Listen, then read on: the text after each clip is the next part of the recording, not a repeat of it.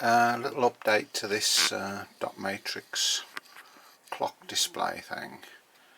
You can see the compared to the earlier video, we've got rid of the 2 lines of memo text, and the third line is now showing the local temperature, and the fourth line is showing the weather for a selected location, got from one of these online weather app things. So for the sensor, if I just put a bit more light on, if I can get this light to work,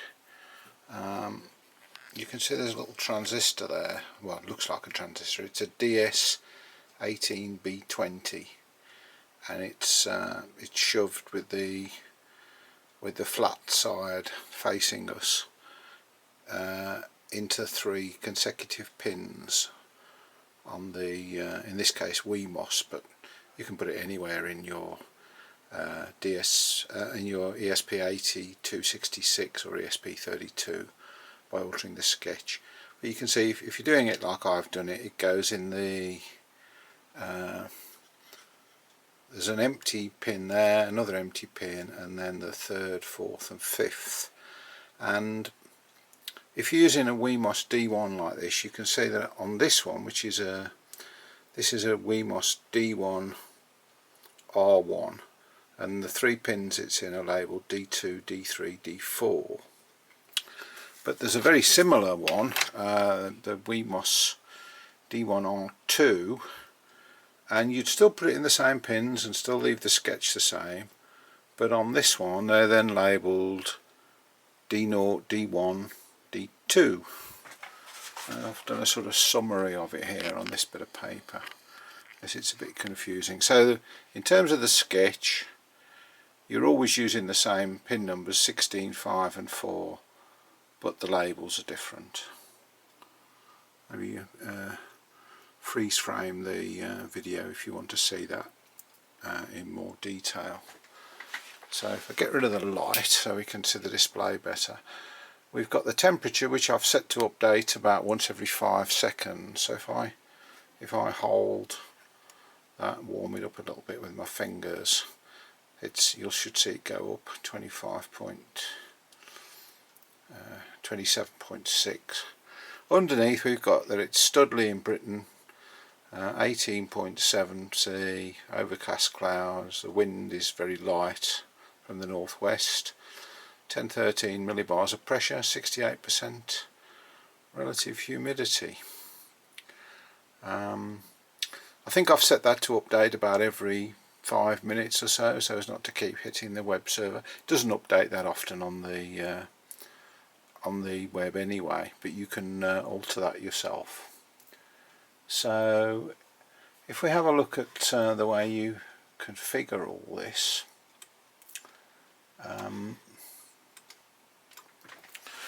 there's a file called config.h, and in there you can see right at the top there's a couple of 2 or 3 defines for the your Wi-Fi SSID and your Wi-Fi password. I've scrolled those off the top of the screen so you can't see mine.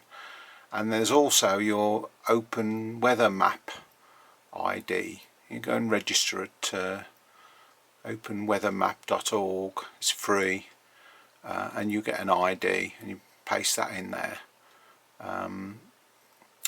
So then we've got whether we want temperature in Celsius or Fahrenheit, whether we want the wind speed in miles per hour or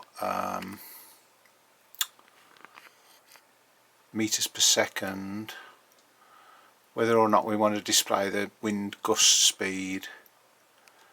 The update, I say I've set it to 300,000 milliseconds, so that's 5 minutes. Then we got the 2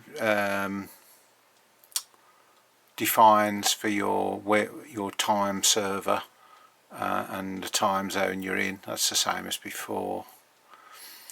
Then there's the things for the temperature sensor, which is in case you move it to different pins to the ones I've got it on. And lastly, I found that most of these DS18B20s that you buy on eBay are fake, and they've got quite a big temperature offset. So if you've got a thermometer that you trust, you can just look at the reading and adjust that DS18B20 temperature correction to make it agree with your thermometer. You see, I've got it on minus 64 here because mine was the units are 16 per degree centigrade, so mine was reading about 4 degrees high. If you've got a known good one, you can just leave that at 0, and the files I put on my website, I'll preset it to 0.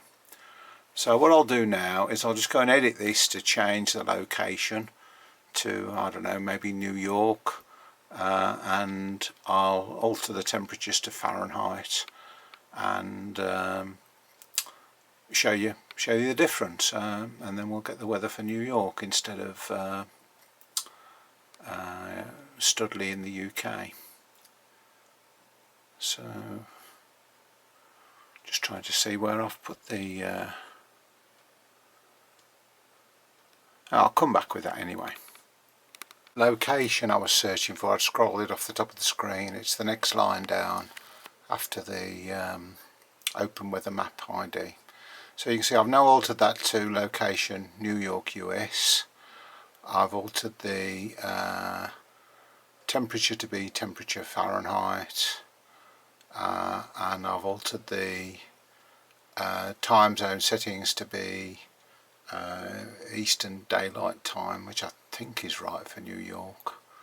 But if you look at those, you can see there's some lookup tables there where you can look up the correct time zone settings for different cities around the world and choose the one nearest to you. So if we look at the display now, we can see we've got it's still Thursday 17th of June, but we're now in just after lunchtime in New York. Temperature's now in Fahrenheit. Of course that 78.0 is still my local temperature here in England, but apparently in let's have a look at the bottom line. So this is the weather coming from New York. It's 75.9 outside there with clear sky. The wind is 8 miles an hour from the southwest. 10-15 millibars of pressure, 27% relative humidity. Sounds like a nice day there. Well, that's it. I'll post the files in the video description. I'll link to where you can download the files. I thought of something else I could try, which I've got a kind of freezer spray here. So if I hit the sensor with some freezer, let's see if we can get it down to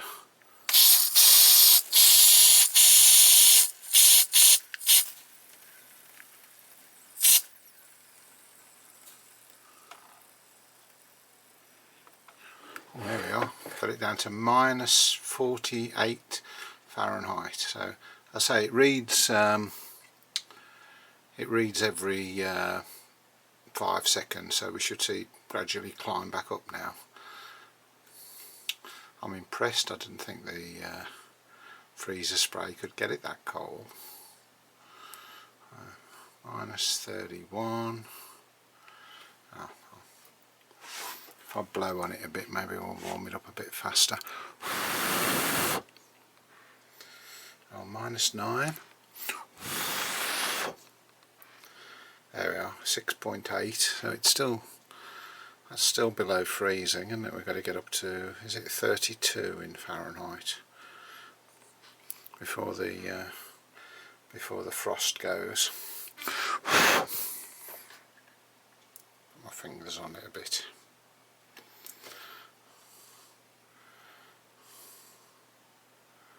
There we are, we're back into positive readings again now. Well, cheers, thanks for watching.